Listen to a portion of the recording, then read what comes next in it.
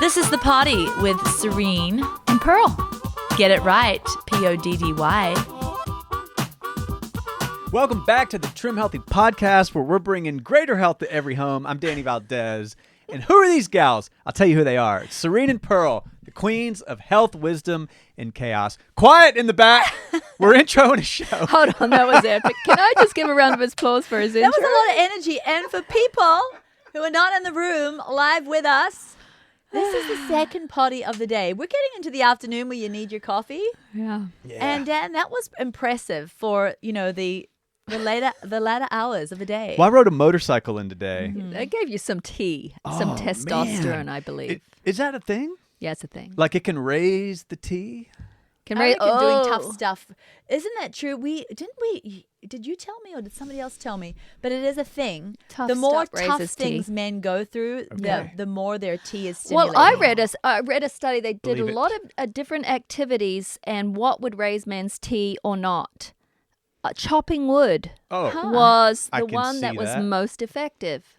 Okay, you're outside. You are taking a man tool and using your man body and destroying something. I heard that. Hey, I've got a punching bag. And a son. Hey, it's time for the banter, the part you hate, but we love. Which one is a punching bag? My wife, no. You know what you tell a woman with a black eye? We just lost a few more thousand. No, you know what you tell a woman with two black eyes? What? Nothing. You done told her twice. That's an old. We're gonna get letters. Yeah, I'm done. That was my last anything ever. Go ahead and call her Dan. That's an old Southern joke I heard on the construction site back in the day. But I was gonna tell you, I'm always boxing. And I wonder if that tea stuff right there, Dan. Yeah, I'm trying to avoid having to do shots. That and your Hispanic heritage keep you good. Natural tea. But I like some tea shots too, so yeah, don't what look if down you on can get those. natural? You're around sitting around what 600 or 700, and then maybe you could get a little shot and be around 12 to 13. Dude, I'd be running through walls. I'm already so mad all the time. No, you get more mad when your testosterone diminishes. That's why you get the angry old man, the agitated old grumpy FARTS. I've been mad since I was like a child. I always abused my mother. Oh, well, that's just Christianity. You just need some good Holy Spirit. You need some good Jesus, Danny. I need a daddy in my life. Are we moving on? I have some meat. Don't say no.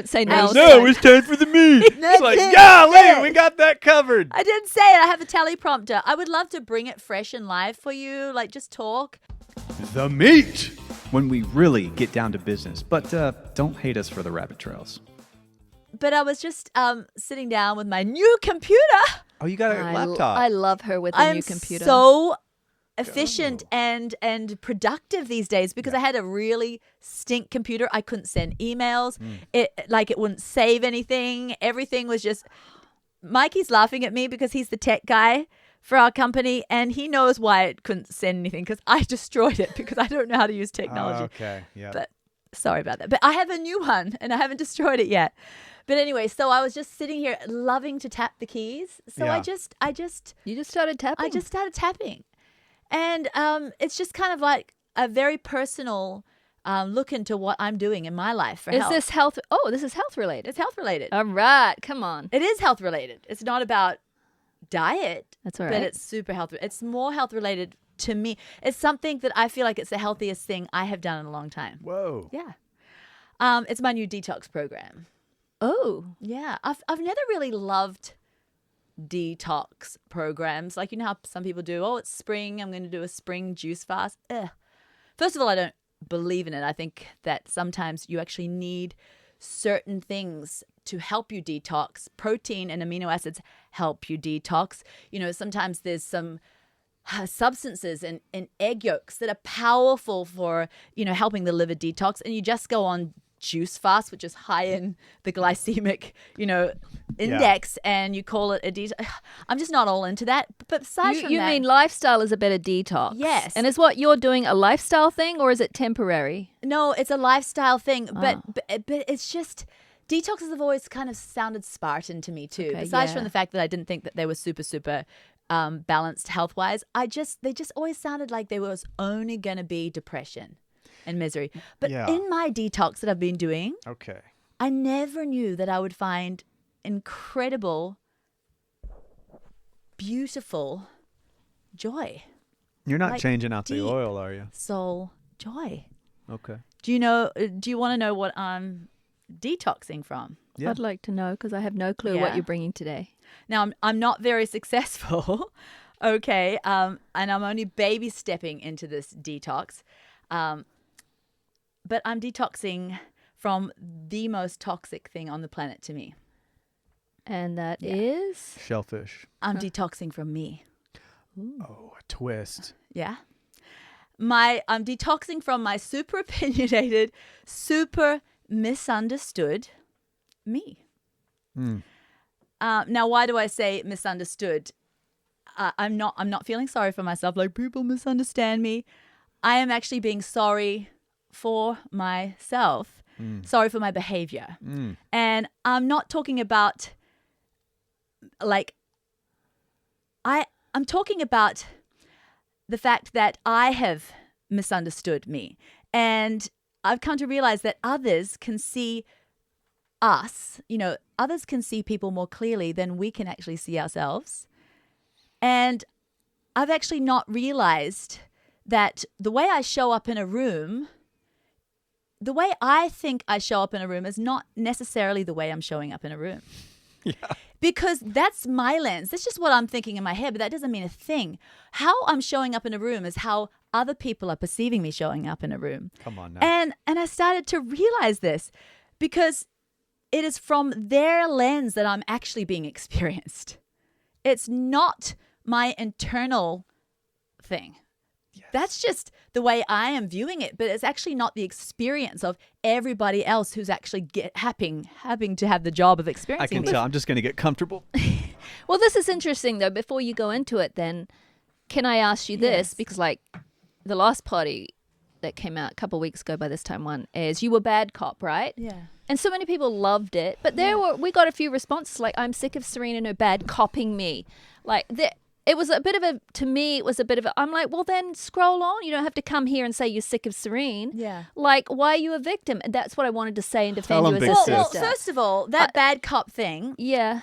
That is a character. And I said it was humor. Okay. Come on, it's humor. Pearl and we were thinking, what can we bring fun to the party? Yeah.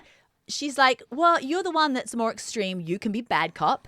I'm the one that's a little more balanced. I'll be good cop. Let's play these roles. So we brought it as an act, people. Yeah. Okay, so I'm putting it on. In fact, I called Pearl one day and I said, you know that one reel we put out when I got in everyone's face and said, your bodies aren't the trash. This is the trash. I'm like, I really hated the way it was representing me. And she's like, it's just an act. Don't worry about it. Okay, so it's not actually the way I'm showing up in the real world to my real family, to my real friends, okay? But there is also like that was done and spoofed him, okay? So we went over the top, overacting, over everything. No, when you're culling the herd and all that. Yeah, it's just we did it over the top. You had a point though. But I had a point, and I don't mind what I'm about to say today. It doesn't mean I'm not gonna bring truth into people's lives, and then I'm not going to hold a firm stance. You're hilarious, As Jan. you said firm stance, he's holding a fern. Yeah. Well, I didn't say fern stance. I know, but that's what I heard because he's holding a fern. Well, it doesn't mean I'm going to be wishy-washy and namby-pamby. It just means I really want to.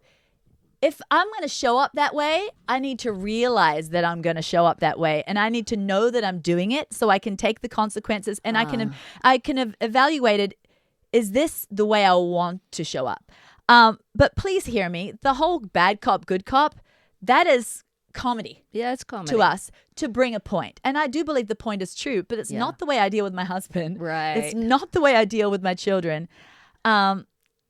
But there are parts of me that I haven't realized, and I'm going to talk about that. And I'm really excited to start detoxing from me. What you already said was such a Zen, ancient, powerful thing that we got to get. And Dan, I don't want people to think that, people have come to me lately and blasted me for, being an idiot in life.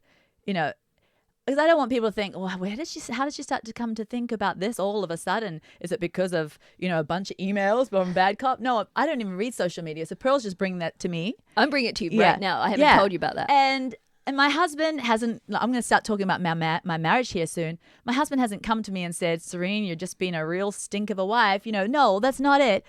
It's just, I've been starting to notice me, maybe because I'm now 48, prayerfully, the path of the righteous does shine brighter and brighter. The Bible says that. So as we grow every year, hopefully we get a little more mature, but I'm obviously a late bloomer. Probably people have been detoxing from themselves once they got 13. I don't know. But I've only just started to notice me out of the corner of my eye. Oh, look at that girl over there. And now I've decided to dare to take a real good glimpse. Ooh. No, Serene, we don't get to hallucinate a delusion of grandeur about ourselves and then demand that the world see us that way. Right. I say that as the most guilty. We all are guilty. In the whole world, I'm the most guilty at hallucinating this archetypal hero.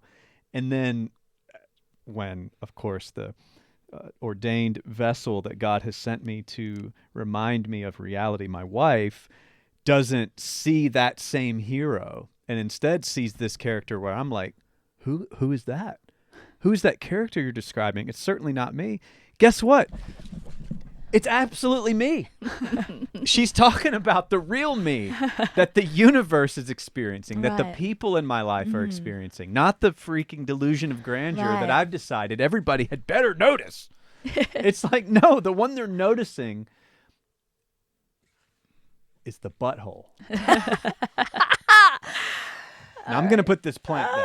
Well, another thing is, we always talk about the Empowered Wife podcast here on this, this potty here. It's actually, besides from our podcast, of course, our most favorite podcast to binge listen to. And I've been like the worst of the binge listeners. I've specially got special earphones, that I brought. My husband brought them for me. And I'm so excited that my special Empowered Wife podcast, because I don't want my children to hear everything on that podcast. So I love it. And there was this one podcast. But first of all, before I talk about that why I love the Empowered Wife podcast and why it's really helped me come to this this idea of looking at myself raw and real in the mirror is that the crux of every victory story in the marriage testimonies on that podcast is the person, the person talking, taking a good, hard, and honest and raw look at themselves and working on that and getting busy on that alone as their homework in life. And one of these Empowered Wife episodes, one woman sharing her marriage story said, and it's totally stuck with me. I haven't called you up and told you about this, Pearl, because you were in Japan, but at first she was talking about the bad old days, like they all do on that Empowered Wife podcast. They talk about when it was all bad and ugly, their marriage. And then she began to talk about the transformation of her marriage and the thing that she really thought she could put a finger on that made the difference for her. And she said this: I started to listen to understand, not just to respond. I was like, ouch. I went home from the walk because I always listen while I'm walking, and I wrote it down in my phone. And so, can we have a moment of silence for it for just 1 sec? So let it permeate my brain. Started to listen, to understand, not just to respond. And she was explaining that when her husband would talk to her, she would be planning her attack response. Ouch, I was thinking. Or she was thinking about her opinion and gathering words for her response all the while he was talking and almost jumping at the bit to respond, but not really listening to understand and hear his heart. She was formulating, right? And in my head, I got this picture of ping pong. You know the ping pong? Yeah. And I thought, that's kind of the way I do it. When my husband pings, I'm getting ready in my position for my pong. Me too. I'm not really listening to his ping. No, I'm getting ready for the pong, and it's a ping pong match. It's not anything about listening to understand. Well, I thought it always was, but I'm starting to try and be really intellectually honest. And I was starting to think, do I listen to my husband's viewpoint? Do I listen to my family's viewpoints? Do I listen to my sisters? Do I listen to people? Do I shore up my views on the topic while they're speaking? Do I really listen to hear? And I thought, well, I'm on this detox of me. This can be an area where I'm going to start detoxing. And so I started to look into some scriptures. I love that. James 1:19, my dear brothers and sisters, take note of this. Everyone should be quick to listen, slow to speak, slow to pong, and slow to become angry. Proverbs 1:5, let the wise hear these words and increase their knowledge, and let the discerning understand. And I know that these words, like let the wise hear these words, that part is talking about God's wisdom in the scriptures, And you might be listening and saying, well, my husband sure doesn't have the wisdom of God. Or maybe you're not married, or you are struggling in another relationship other than a marriage, and you're saying, well, what does my teenager have to say that I need to really learn from to understand? Or what my friend says, there's nothing in there to increase my knowledge, so I don't have to listen to understand, anything of consequence from these conversations.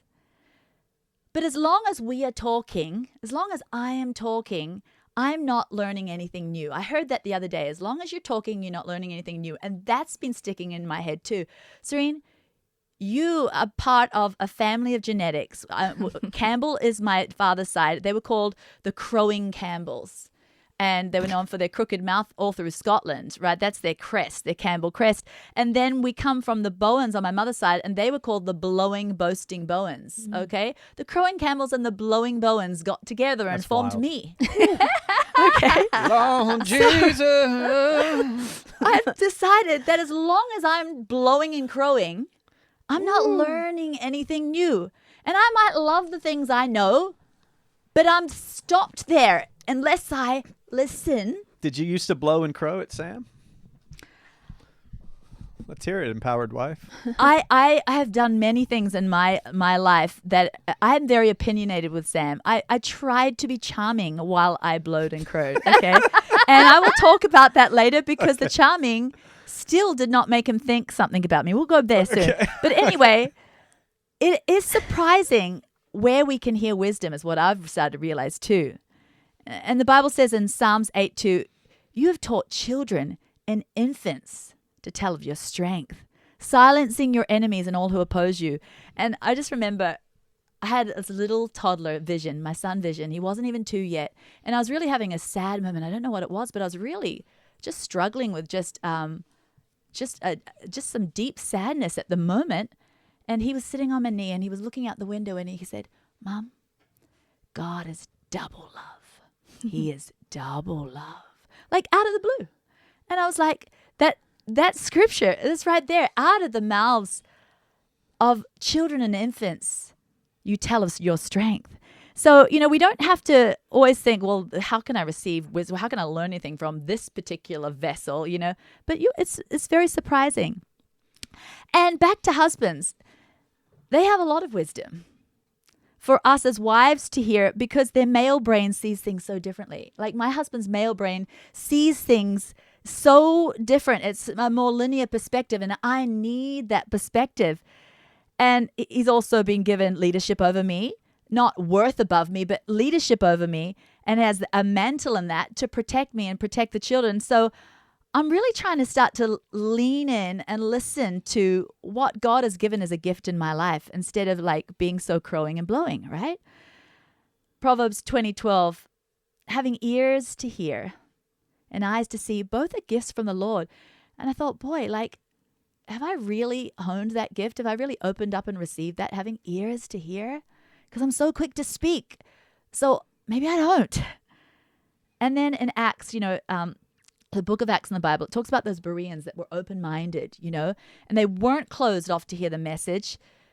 They were open, and then they would daily check in the scriptures to see if what they were being told were true. And I thought, I want to be like a Berean in my relationships with people where I don't just be like, oh, that's not true. No, I've actually heard otherwise. And listen to all the stuff that I know. No, listen and learn later on take it back and go check into it and see, you know, are you going to add that truth to your life, or if you think that's a bunch of guff. But listen like a Berean with an open mind, because you might be learning a nugget that's going to help you for the rest of your life. That's what I've been telling myself. Mark 4:24, Jesus says, pay attention to what you hear. The closer you listen, the more understanding you'll be given, and you will receive even more. And I'm almost done here with the scrippies, but Jeremiah 33:3, call to me and I'll answer you and tell you great and unsearchable things you do not know.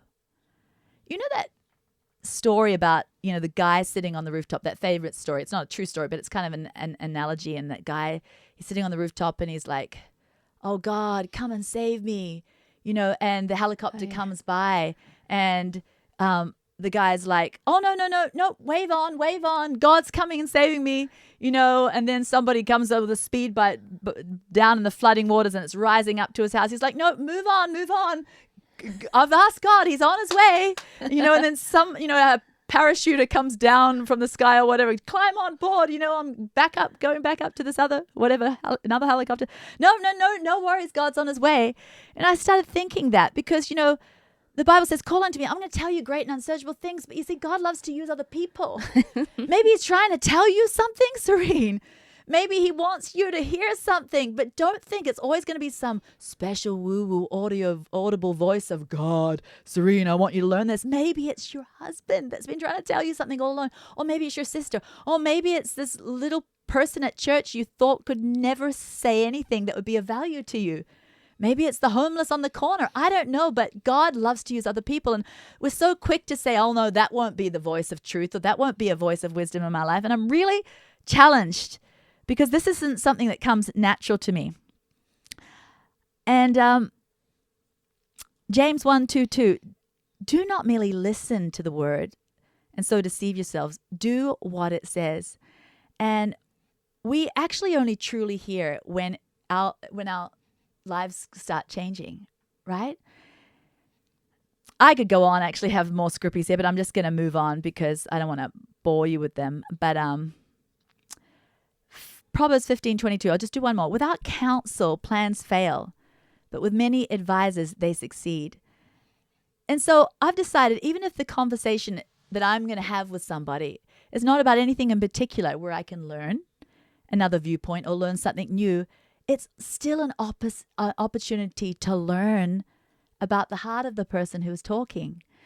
And I've been really impressed in my life right now too, especially when it's come to my husband and my children and my adult children, my grown children, to really lean in and listen to learn about this new amazing adult, you know, and just really hear their heart message. Because sometimes I think as humans, it's so easy to get our words just plain old wrong. You know, we choose the wrong words half the time, not by intention, but because maybe we're flustered or we're in a rush and we feel like we got to say this thing, or maybe we just cannot find the right words that we're looking for. We're just plain old out of words. And our heart message comes out totally wrong, but our heart message isn't wrong. It's something that we really need to get across, but the words aren't explaining it right. So I've just decided to move past the words and not get so hung up on the words, but get hung up on the heart. And for, you know, an example, you've actually said this, Pearl, that, you know, a husband might say, oh, you look beautiful today. And the wife hears, every other day you look like a toad. That's what the wife hears, right? Because the heart message was missed because of the semantics of the word today. You look beautiful today, right?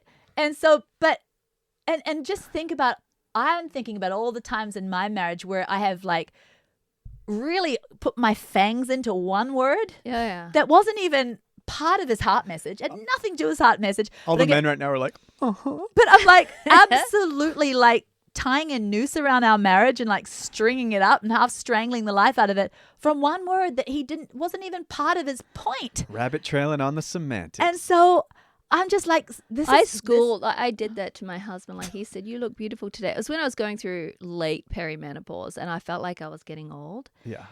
And I'm so ashamed of what I did. And he stopped complimenting me for like close to a year. They're coming back now. But I'm like, They're coming back. Yeah. I'm like, today. And I started like crying. So I look ugly every other day. And he's like, no, that's not what I mean. I couldn't hear his apology. I couldn't hear anything. I could only hear, you are ugly. And it was a compliment.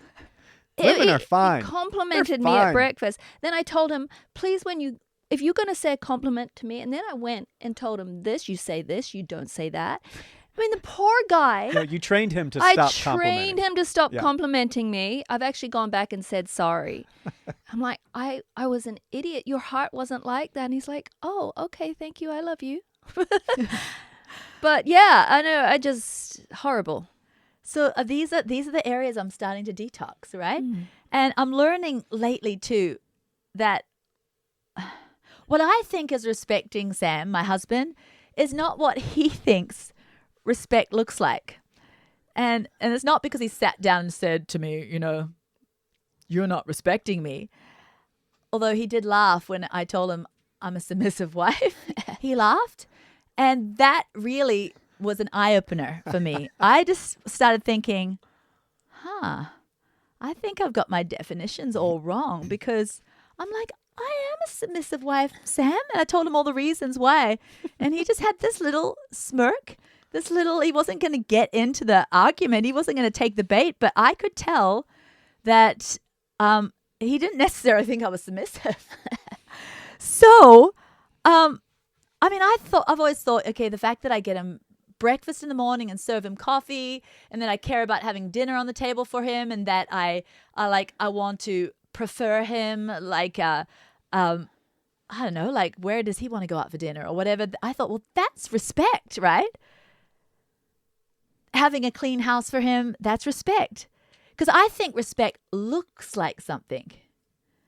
But I've come to realize for my husband, Sam, and I think maybe it's for many men, for the male species, I don't know, that respect sounds like something to them. It sounds like something. And all my crowing and all my blowing and all my opinionated and all my pongs that were retaliating to his pings, like, maybe just being a know-it-all. That's why he smirked when I thought, when I said I'm a submissive. He thought it was quite funny and entertaining. Like, he wasn't mad at me. He wasn't trying to teach me or anything. He was very sweet about it.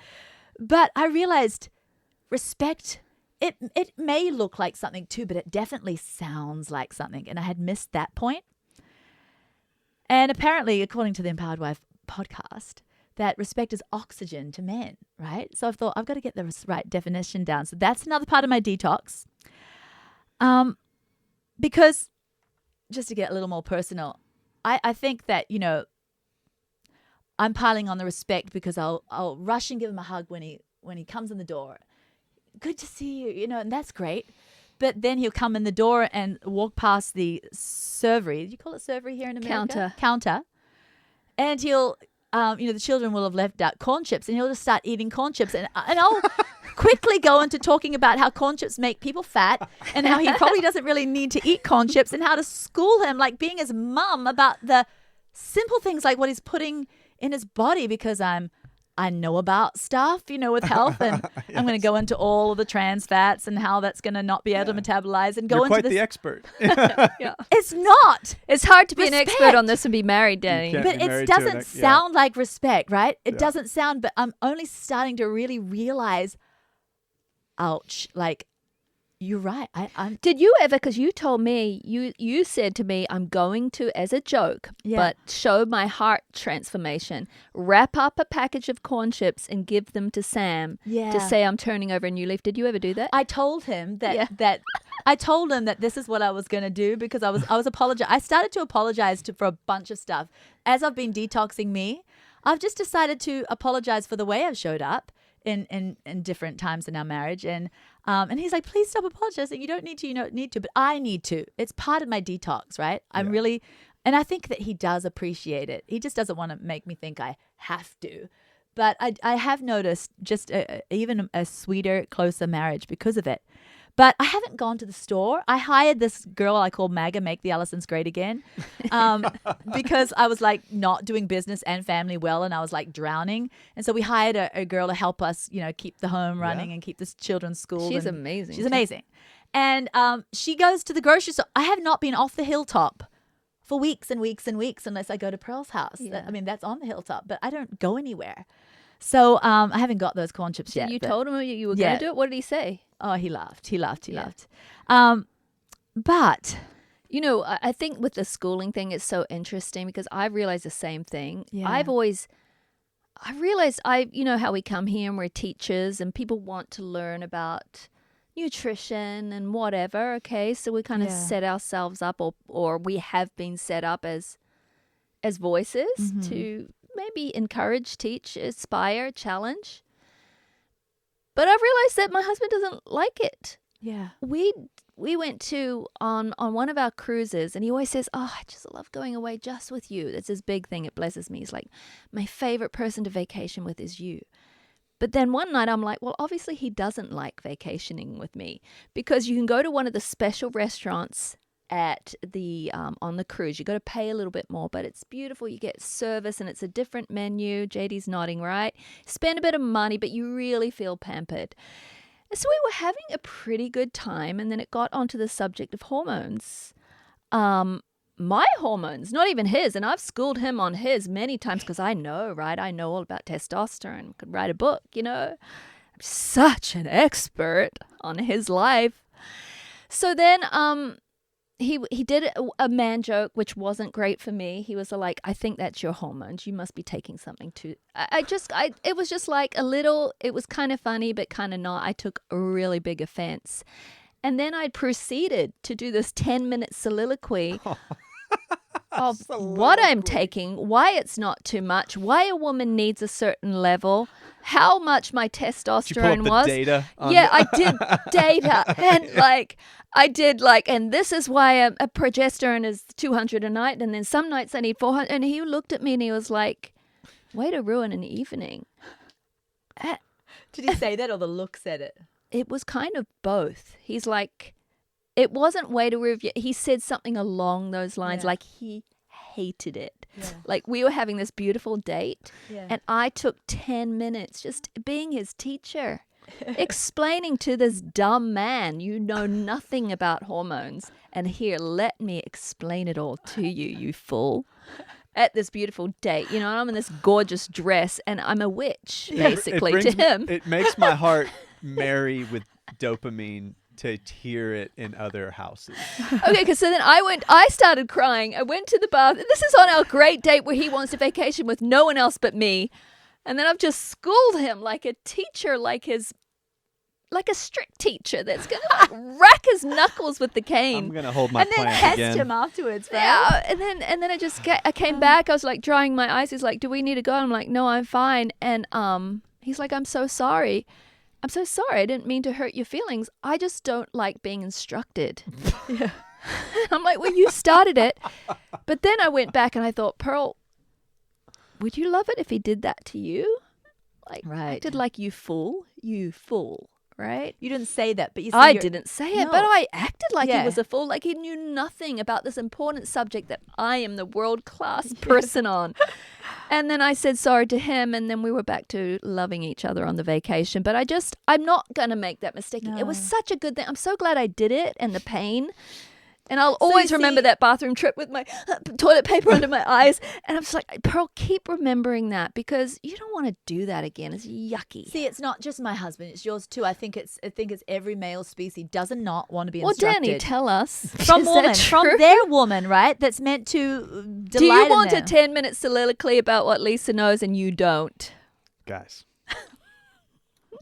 men would rather be respected than loved. Yeah. And so often women think that I'm clearly respecting him. I thought that was respect. No, you're loving him. And men... Yeah, I was loving him to death. Like a mummy. Yeah, men don't care. Teacher mummy. Men would rather go on a heist than they would get married again and have a ceremony. And men want respect. Yeah.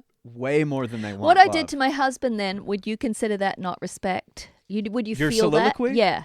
The height of disrespect. Okay, yeah. See, I don't think of it like you that. You assumed so much in the fact that you would even begin a soliloquy. Yeah, is at a to date. assume, like to even begin it is to already, like you said, you're aware of it, so like we can talk about it now. No, we can now. You called him a fool the minute you opened your mouth. Yeah. I mean, you might as well would have been like, you unintelligent horse. That's what I did. You know nothing. I know everything. Yeah.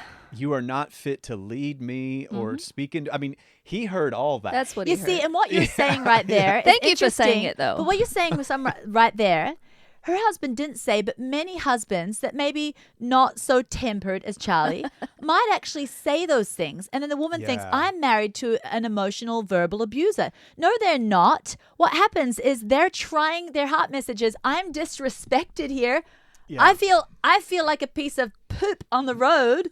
And I'm trying to tell you that this is what but the thing is that we don't understand how mad it can make them sometimes. And he was doing a joke. Okay, it was a hormone. We women really hate it when a man says to us, "It's your hormones." Yeah, right? like, oh, you must be on your period. Yeah, it was that. That's your favorite. It was that right? thing. Yeah. But I was wanting to be a victim about that joke right now. It was a joke. It was humor. I could have been the goddess of fun and light and laughed at it. Because woman listening could say, well, he started it, right? Yeah. But he started something in humor and he wasn't serious. Well, I got serious. Yeah. But if I would have said that joking on the podcast, you would have cracked up, maybe to the point of tears. Cracked. I'm like, Pearl, that's not your hormones talking, is it? And you'd have been like, oh, yay, we talk about hormones on this show. Hilarious. And that's the thing. It's so much context. But that is something that I think people should memorize. Women want love before respect. And we want tenderness. We want tenderness. Well, so there's this old thing I learned called the crazy cycle. Okay, this is back in the day at some book. All right, you take a watch. Okay, and good, it's 3:00 sharp. So this is perfect. So at 3:00 sharp, a man unintentionally says or does something that it hits the woman like a lack of love and tenderness. Yeah. So we get to hear she reacts by withholding respect. Mm-hmm. Not meaning to.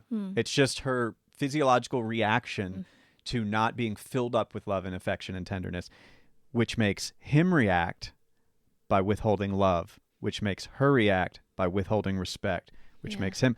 It's called the crazy cycle. Right. And true. everyone married over 6 months to a year has experienced some form of this, whether they realize it or not. Usually when a man is dysregulating and he's not being tender and not being loved, it's because his respect tank feels empty. And the same thing for a woman. When she's dysregulating and acting hormonal, which I don't love that phrase, but that's the accusation. When she's withholding that respect, often her love tank is not filled, and so she doesn't mean to be disrespectful, nor does he mean to be unempathetic. But knowledge is everything, right? Once you understand what you're doing, I think this is what you're saying, Serene, you can cut the cycle off. I'm never gonna, maybe I'll mess up, but like I was saying, I'm glad to see it. And it's not just in my relationship with my husband. That is an area that I'm really enjoying detoxing the yucky me out of it, because it's bringing me so much delight. Like our marriage is just entering to the most beautiful season ever. But it's also, how I'm showing up at work, and being accountable to Pearl too. It's like being accountable to other people's thoughts is how I'm figuring out my detox pathway right now. It's the way that my journey is beginning, and it's going to go deeper, I know. Do you mean you're accepting that their perception of you is correct? Yes. Yeah. Because we were at a meeting the other day. It was a marketing meeting. We had our head of marketing there, and I hate meetings. And I usually just zone out because I feel like I'm a creative part of this company. I think I bring no business sense. I feel like it's a waste of time to me to be there, but the only reason I'm there is to give a nod. Yes, I like that color. Yes, I think that looks great or whatever. The approvals and so denials. Yeah. I thought, well, Kelsey knows I love her. Kelsey. Sorry, Kelsey. She knows I love her. She's awesome. You know, she knows my personality. She knows I hate meetings. So I thought I'd multitask. So I had a book. You started and reading I was your book. reading the book. She had driven out, you know, all the way from wherever she is to come to Pearl's Manor. An hour away. Everyone's an hour from here. And she was showing us all that she's done. And I put my head up occasionally and nodded approval and not approval. So you're reading a book and during then, the meeting? Yes. That is insane. And then, but listen, I remember that I hate meetings, right? I remember I'm thinking to myself, everybody knows that I'm not bringing much to offer here, okay? Then, I think Nate was there at that meeting too. Good old Pastor Nate. I don't know what he thought of my disgusting behavior. But then I don't know, you see. I'm a passionate person. And what I've had to come to realize is I don't know. I think I'm being this level passionate inside my head. But what's coming out and what other people are experiencing is 100-fold of what I'm. So I thought I was saying, I think that is not a great choice for that particular thumbnail on that video. When you looked up from your book. And I said...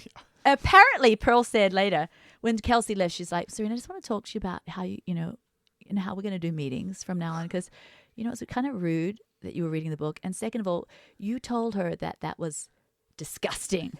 And I said, no, I just didn't like the color. She said, you used the word disgusting. And I said, well, it kind of was a disgusting color. But anyway, at first I wanted to bring my defense up, which is the old me, right? Like, no, this is who I am and this is how I'm showing up. Don't tell me how I'm showing up. I know jolly well how I'm showing up.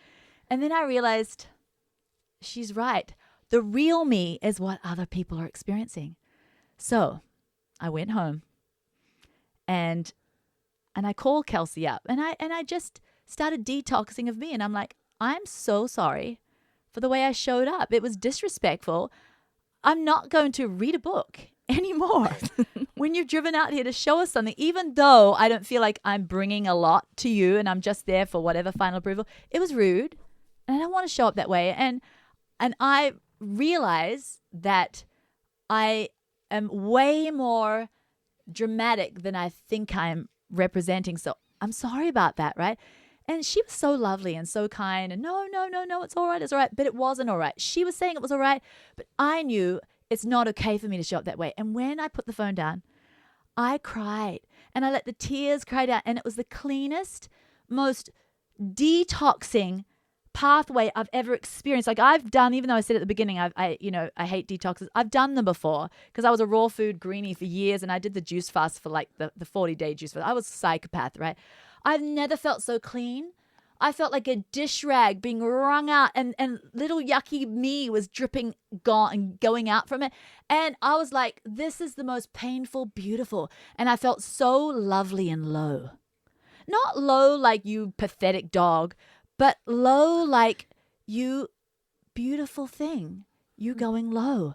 And I felt like I just cannot describe the euphoria. You didn't even tell me about that. I was crying and Sam came out because he's like, why aren't you coming in? Like he was the one that drove me home from the meeting. And I just stayed in the car because I thought I need to do this phone call. And he came out to check on me and I was just bawling, mascaras pouring down my thing. He's like, are you okay? I'm like, I've never been so okay. Because I think people don't realize the euphoria you can get from just putting your defenses down and giving up and saying, you're right. I was a dingbat, moron, and I don't want to show up that way. I'm telling you, there's a drug high from it. It is beautiful. From being properly back in your place, because back in that place, it's actually quite peaceful and restful because you can stop all of the tense, firm grip on trying to maintain your identity or trying to maintain that you're so right and you're the anointed vessel that God sent the world at all times. It's like, wow, what a coinkydink. Like everyone feels the exact same way. It's called ego, but our ego is so deceptive. It lies to us. And I'm not talking about Serene. I'm talking about Danny right now. A friend really turned this light bulb on for me. And he said, unless someone is in your life and they are like diagnosably abusive and they are just labeling you with horrible things and keeping you down and putting a bowl over your light, and those people exist, right? Yeah. They're out there. Right. Some of them are your spouse. Those, it's rare. It's way more rare though. What he said is that if someone is having an experience of you, it is so. Mm-hmm. Even if you think they're crazy or you could diagnose them, again, unless they're pathologically diagnosed and they're experiencing you a certain way, it exists in the universe. There is another person that has worth, that has value, whose opinions matter, who when they look at you, there is a monkey dancing and juggling perhaps, or there is a clown doing mimes, but that's what they're seeing, and you don't relate to that at all. You don't see yourself that way, but you have to take it seriously, and you have to pretend that it's real, and that is exactly precisely how you're being in this world, because that other person represents God. Like, how do you love God whom you've not seen? But you can't love your brother or your husband or your wife or your kids whom you have seen, and so the God's representation on the planet is through, the hands and feet of God, is through other people. And so I think it's a powerful thing. Like I've had my kids describe me a certain way at times. Dad, you're being like this. And instead of, and in fact, my kids, they're the ones that really help me accept this, because with my wife, I can be more obstinate. But with my kids, I'm like, ooh, I don't want to hurt my children. I don't want to be that abandoning dad who denies their reality. I think that's called gaslighting. When you deny someone's reality. I think so. Yeah, it's just like, oh, no, you missaw that. It's like, no, don't tell people they missaw you. Because then they're like, I'm crazy. I had my son say that. He's like, you're saying I'm crazy then. And I'm like, no, you're not seeing it right. And he's like, it's the way I see it. Like, what else? So this has come out of like teenage arguments, and they've really helped me to go, okay, I know that I'm not a certain way, that I'm being fair, I'm being balanced, I'm being reasonable. They're a teenager and their brain is not developed yet. However, it's a real person. God is in them, and they're experiencing me, a dad. They're going to have memories of me, whether I like it or not, whether they're accurate or not. They're having real memories of me being a certain way, and I have to stop. And the minute you allow that and you open that door and you really stop, most of the time, there's been times when I'm like, oh, I was reasonable. They're being a teen. That's there. But so much more often, the light bulb turns on in my head. It is a light bulb. I think though, Serene, because we were at a meeting. I think was it after that meeting where you apologized to Kelsey or something? But we were in a meeting with Charlie, my husband, and it was another business meeting, remember? And he was saying his thing, and you and I kept butting in, right? Yeah. Butting in like what we do, because like he was talking about woman, like we're a woman-owned company. We talk to women, and I'm like, what do you know about women? And Serena and I kept just pushing out, he was wrong. And then he's like, you girls will not let me speak. Yeah. And I was like, oh my goodness. And then Serene said, you know what, right? Charlie, you're right. I haven't got there yet, but at least I'm aware of it now. I don't let you speak. I haven't got to the part where I'm letting you speak yet, but I'm starting to be aware that I don't let you speak. And I thought it was so good. Because you're like, hey, I'm baby stepping. At least I know now, like what you're saying. I know I do it finally. To want to be healed. And to see what Danny is saying too. It's so true. Like sometimes you're right. People can be perceiving you from a dysfunctional brain, their right? Own trauma. Yeah. Their own trauma and their own view, or they're their own a victim. Now, and like you said, some of that is the rare individual. But to really every time intellectually take an honest look at yourself, it's a good and healthy practice. Yes. And there'll be times you're like, you know what? Yep. I think I was honest and fair. But you know what? Like you said, the revelations that come. And so I've actually gone to my sister Pearl, like, I'm having these problems with my beautiful married children. Blah-de-da-de-da-de-da. And I just love them so much and blah, blah, blah, blah, blah. And I had to realize, you know what? Let me look at their heart message. And this whole detoxing of me has come to this place where I've started writing all of them letters and apologizing. Like, my intention is to just bring passionate, about our family togetherness, and about I just passionate about us staying strong and staying unified and staying whatever. But I'm realizing now that may look like something in my head, but it's coming across with really strong energy.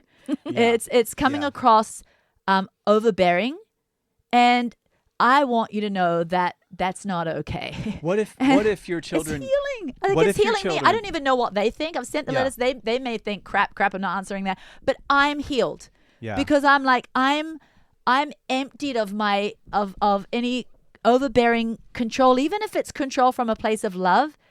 It's still overbearing. People are out of your house. They've moved on. You just need to release and control takes so much angst too, I'm just so right? free. Yeah. Well, what if, like, after I pass on into the next life, one of my children through tears is sharing something like, my dad was so smart, and he was so quotable, and he was so right on everything, but he just missed me. Like, we didn't connect. That would be an abysmal failure. Yeah. Like, knowledge is not always power, like, and so, I just think where it gets dangerous is that to not believe them is to risk bringing like judgment into your life, not from an angry God, from physics. The physics of connection, the physics of condescending down. And again, I'm picturing children right now, but you can apply this, I think, to your marriage as well. But to condescend down to what to you appears to be a lesser form of thought and a lesser way of seeing things. It's when I say condescend, it's called humbling yourself. Humble yourself. Get down on your knees and say, what you're saying, I'm going to pretend, at least for a week, that you're right, and I'm going to be thinking about this, and I'm going to be analyzing this. I'm going to throw it to Chat GPT. I'm going to, you know what I mean? Like, I'm going to really study this, because the risk is that you congratulate yourself on being right. Yeah. And you end up old and alone on your dreamland that you're finally able to afford, that nobody wants to come to. Oh, Yeah. it's so true. It's so true, Dan. It's so true. And the way that I'm realizing, the way to the most, people were like, you had a dream of the swimming pool right in the house, Dan, and maybe, I don't know what your ultimate dream, Pearl, is, to just in the end, when your children are raised, to just go visit all the grandchildren but be cruising in between or whatever when you're retired. I don't know. We all have a dream, but I'm telling you, out of all the things that I've gotten to do in life, we've had blessed lives. We've got to travel. We've got to do many amazing things. I have never felt so good after getting rid of some of me, like, and just saying sorry to people. Like it's really like my new thing, my new hobby. So good. Like, can you tell me somewhere I'm wrong so Yeah. I can say sorry now? Like, I'm a 100%. bit like an addict. Practicing it. That's my good. dream is to That's good. laugh with my children. Yeah. It's not that they're successful. It's not that I want them to be successful. I want them to be happily married and well off and all the things a parent wants. But, I have sacrificed so much laughter at the expense of being like right. Man, that's good, Danny, to laugh with your children. What a beautiful dream. I want that too. That's the vision board. I want that too. Yeah, who cares about your pool, right? I think If you're not laughing with your babies in the pool, Yeah. I pool think is- that's the closing thought. I want to laugh with my husband too. Yes. And we're doing more of that. Yeah, and now I say closing point. Now moving on, but I do want to say that has been something like beforehand when he would say, Serene, you shouldn't be thinking like that. Like if I've been assuming something about somebody or whatever, and I'd be like, well, and just my list of reasons why I think it's substantiated, and a reasonable thing to do. But last night that happened, and I was like, you're right, okay, and I just took it. And then I just saw it from his perspective, and it just so we didn't have any weird banter, and the night was no ping pong, and the night was so peaceful, and I actually didn't take bait that I would have taken bait from, not just with him, but the actual conversation that I was assuming about. So there was two negatives that were that were released and only positive came out of I it. don't think I'm there yet. Like with the ping pong, with my husband and I, listen to, what was it? To hear his... Oh, listen to understand. Listen to understand, not not to respond. That's been hard. I'm from the Campbells, the Crone Campbells, Blowing Bones too, but I'm not as loud as you. Yeah, you're not. But I feel like I've always listened to respond too. So I'm working on that too, listening to understand my husband, because I have rarely understood his viewpoint.